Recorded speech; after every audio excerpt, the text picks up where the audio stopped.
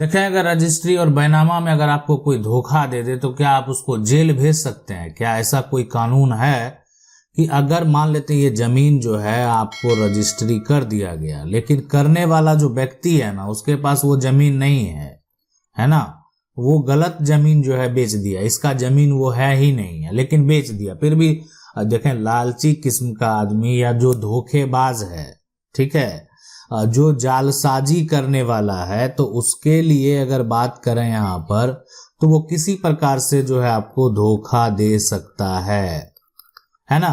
अब ये क्या किया था यहाँ पर कि एक बार क्या किया, एक दूसरे व्यक्ति को भी ये जमीन बेच दिया और बाद में फिर क्या किया, फिर एक जमीन बेच दिया, जालसाजी कर दिया।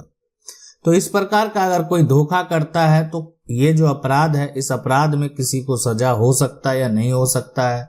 अगर सजा होगा तो कैसे होगा? अगर आपके साथ ऐसा समस्या कभी भी भविष्य में हुआ तो आपको क्या करना चाहिए, कहाँ जाना चाहिए, आपके पास क्या विकल्प बचता है, आप कैसे इस संपत्ति को पा सकते हैं, या आपने जो पैसा दिया, ठीक है, आपने जो पैसा दिया वो पैसा प्राप्त कर सकते हैं। यानी जो भी आपका खर्च लगा होगा वो पैसा जो है आप प्राप्त कर सकते हैं। लेकिन कैसे, कौन सा मामला दर्ज होगा? देखें, कोई भी जो है अभी के समय में जहां पर देखें कि फ्रॉड जो है वो बहुत ज्यादा होने लगा है, विवाद काफी बढ़े हुए हैं। अब उसमें इस केस में अगर मान लेते हैं ठीक है आप कोई जमीन खरीदते हैं, हो सकता है कि ऐसा नहीं कि सभी लोग फ्रॉड ही कर रहे हैं, कुछ ऐसे लोग हैं जो कि ऐसा धंधा कर रहे हैं, फ्रॉड कर रहे हैं, आपके साथ भी धोखा हो सकता है। लेकिन सचेत अगर आप रहेंगे, हर जानकारी आपके पास मौजूद है, तो आपके साथ धोखा नहीं होगा। अब सवाल उठता है यहाँ पर कि ये जो आप प्लॉट देख रहे हैं, ये जो जमीन देख रहे हैं, अगर मान लेते हैं इसमें एक तरह से धोखा हो गया, जालसाजी हो गया, तो कौन सा अपराध उसके खिलाफ आप दर्ज करा सकते हैं? देखें, सबसे पहले उस पर जो है 420 का मुकदमा तो जरूर दर्ज करें, इसलिए कि 420 में जो है 7 साल तक का सजा हो सकता है। तो सजा तो यहाँ पर जेल जाना पड़ सकता है उसको, इसलिए कि धोखा दिया है। अब है कि जो है उस व्यक्ति के ऊपर जो मान लेते हैं जो गलत तरीके से बेचा है, विक्रेता है, धोखा दिया है, तो विक्रेता के ऊपर जो है धारा आप 467 भी लगा सकते हैं। क्यों? अब ऐसा आरोप ये कब लगाया जाता है कि कोई भी मान लेते हैं डॉक्यूमेंट अगर तैयार करता है जालसाजी करके, ठीक है, जालसाजी अगर करके कोई भी अगर कोई डॉक्यूमेंट तैयार करता है, और 420 का तो मुकदमा वही है कि जो एक तरह से कहना मतलब इसमें क्या क्या आ जाएगा, ये तो हो गया कि ठीक है डॉक्यूमेंट जाली बना लिया, यहाँ पर तो सारा कहा जाता है। अगर एक 420 की बात करें तो यहाँ पर जो है इसमें छल आ गया, छल करना है, कोई आपका बेईमान निकल गया, बेईमानी अगर कर रहा है तो उसमें भी 420 का मुकदमा दर्ज होता है, ठीक है। लेकिन कोई आपकी संपत्ति को बेईमानी कर रहा है, जो आपके साथ छल कर रहा है, तो लेकिन यहाँ पर जो है जालसाजी, कोई जाली डॉक्यूमेंट तैयार नहीं किया है, तो उस पे जो है अगर बात करें जो धाराएं लगाए जाएंगे, ठीक है, यहाँ पर जो धारा 467 लगाया गया उसी तरीके से धारा 468 भी लगाया जाता है। और इसमें भी वही है कि अगर कोई गलत दस्तावेज को लेकर जो है, गलत दस्तावेज को दिखाकर सारा जानकारी उसको प्राप्त है। एक ही आदमी मान लेते हैं पहले भी जमीन बेचा है और एक ही आदमी या उसके पिता बेचे हैं और एक ही आदमी दोबारा अगर जमीन बेच रहा है तो वो तो छल करना हो गया। अगर ऐसा करेगा और आप क्या करेंगे, आप अगर उसके खिलाफ केस फाइल करेंगे ना तो 7 वर्ष का जो है उसको सजा हो सकता है और प्लस जो है आर्थिक यहाँ पर जो है दंड भी लगाया जा सकता है। अब आप कहेंगे कि ये सब तो ठीक है, जो आप पैसा दिए हैं जमीन खरीदने के लिए, क्या वो प्राप्त नहीं हो सकता? तो बिल्कुल वो भी प्राप्त होगा। अगर मान लेते हैं आपने रकम लगाया जमीन को खरीदने के लिए तो आपका वो भी पैसा जो है प्राप्त होगा। लेकिन एक चीज जो है यहाँ पर सबसे पहले सचेत यहाँ पर रहने की जरूरत है। देखें, एग्रीमेंट कराने के बाद भी हो सकता है कि फ्रॉड हो जाए, कोई बड़ी बात नहीं है। मान लेते हैं ये प्लॉट है और इसका आप एक एग्रीमेंट पेपर बनवा लिए और एग्रीमेंट पेपर में जो है आपने पैसा जो है वो मेंशन कर दिया, ठीक है। अब एग्रीमेंट पेपर में जो पैसा मेंशन किया वो पैसा आप उनको चेक के माध्यम से या अकाउंट जो है यहाँ पर बैंक अकाउंट जो है ट्रांसफर के माध्यम आपने क्या किया, पैसा सारा दिया। तो अभी ये जो है ये तो आपके पास प्रूफ है, ये तो प्रूफ है। कल आप जो है ठीक है आपके साथ धोखा कर लिया, लेकिन आपने क्या किया, एग्रीमेंट बनवाया, एग्रीमेंट के हिसाब से आपने चेक और अकाउंट ट्रांसफर के माध्यम से आपने पैसा दिया। और आप जो है अगर कोई कैश पेमेंट देते हैं, ठीक है, कैश पेमेंट देते हैं, उसका कोई भी प्रूफ आपके पास अवेलेबल नहीं है कि आपने वो कैश पेमेंट दिया उनको या नहीं दिया, तो कल को आप साबित कैसे करेंगे? ठीक है, वो कहेगा हमको पैसा नहीं मिला। आपने पैसा दिया, लेकिन आपने कैसा पैसा दिया? आपने कैश पैसा दिया, जो कि इलीगल ट्रांजैक्शन होगा।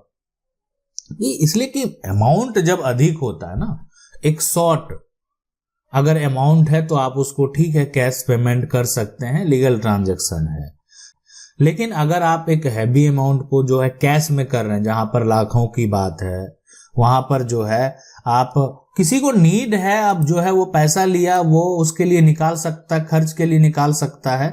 लेकिन अगर आप कुछ खरीद रहे हैं ना, और अब सारा पैसा जो है आप कैश में दे रहे हैं, अब सारा पैसा अगर कैश में दे रहे हैं, तो आपको अगर धोखा हो गया, ठीक है, हो सकता है धोखा नहीं हो, मान लेते हैं, लेकिन अगर जमीन का जो विक्रेता है, जमीन का जो विक्रेता है, मकान का जो यहाँ पर विक्रेता है ना, वो अगर आपके साथ जो है धोखा कर लिया, तो उस केस में आप दावा तो पेश कर सकते हैं कि आपका जो ट्रांजैक्शन है वो लीगल ट्रांजैक्शन है। आपने एग्रीमेंट में जो मेंशन किया वो पैसा दिया, और एग्रीमेंट में जो मेंशन किया गया प्रॉपर्टी वो आपको प्राप्त नहीं हुआ, तो आप आसानी से केस जीत सकते हैं। आप ये समझ लें कि ये एग्रीमेंट जो होता है ना, ये इतना बड़ा राइट होता है कि पैसा लेने के बाद, अगर ये प्रूफ हो गया ना, पैसा लेने के बाद अगर वो जमीन को रजिस्ट्री करने नहीं आता है, तो कोर्ट के फैसले में ठीक है आदेश दिया जाता है कि आप इस डेट को रजिस्ट्री आपको करना होगा। अगर वो व्यक्ति उस डेट को नहीं गया रजिस्ट्री करने के लिए, तो डायरेक्ट वो कोर्ट का आदेश हो जाता है कि वो प्रॉपर्टी जो है, जो खरीदार है, जो क्रेता है, उसके नाम हो जाए। तो इसलिए ये तो एक आदेश है। अगर आपके पास प्रूफ है तो आसानी से आप ये आदेश प्राप्त कर सकते हैं, आपके साथ धोखा नहीं होगा। हाँ, लेकिन ऐसा नहीं है, धोखा देने के वाले लोग हैं तो उस पर जो है बिल्कुल आप कार्रवाई कीजिए।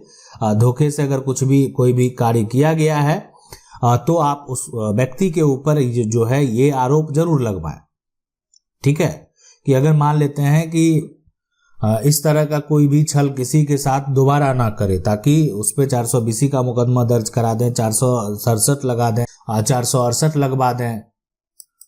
इसके खिलाफ जो है उस पे ऊपर जो है धारा 471 भी लगाया जाता है। बहुत सारे ऐसे विवाद होते हैं जहां पर मान लेते हैं कोई भी धोखाधड़ी करने का काम करता है, लेकिन कहेंगे कि आप इसमें भी धोखाधड़ी, तो इसमें है कि कोई भी जो डॉक्यूमेंट है, और या कोई ऑनलाइन डॉक्यूमेंट है, ऑनलाइन रिकॉर्ड है या इलेक्ट्रॉनिक रिकॉर्ड है, तो अगर मान लेते हैं उसको जो है अगर असली के रूप में, ओरिजिनल के रूप में अगर उसका उपयोग करता है ना, तो उस पे ये धाराएं लगाए जाते हैं।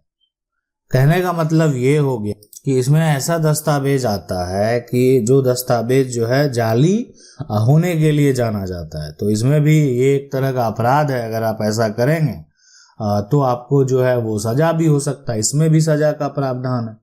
लेकिन इसमें जो है एक तरह से ज़्यादा नहीं, 3 साल का, जब यहाँ पर धारा 371 लगाया जाएगा तो इसमें 3 साल का जो है सजा का प्रावधान है।